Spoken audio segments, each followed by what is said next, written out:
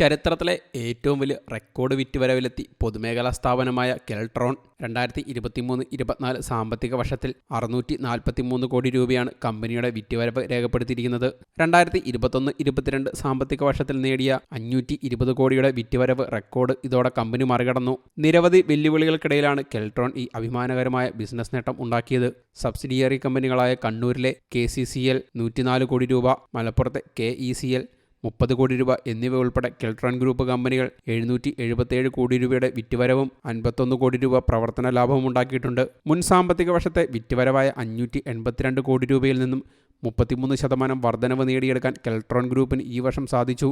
പദ്ധതികൾ ആവിഷ്കരിക്കുന്നതിലും സമയബന്ധിതമായി പൂർത്തിയാക്കുന്നതിലും മാനേജ്മെന്റ് സ്വീകരിച്ചിരുന്ന കൃത്യമായ നടപടികളും കെൽട്രോണിലെ എല്ലാ യൂണിറ്റിലെയും ജീവനക്കാരുടെ പ്രതിബദ്ധതയും കൂട്ടായ പരിശ്രമങ്ങളുമാണ് ഈ കമ്പനിയുടെ നിറവാർന്ന നേട്ടം സാധ്യമാക്കിയതെന്ന് വ്യവസായ മന്ത്രി P. രാജീവ് പറഞ്ഞു.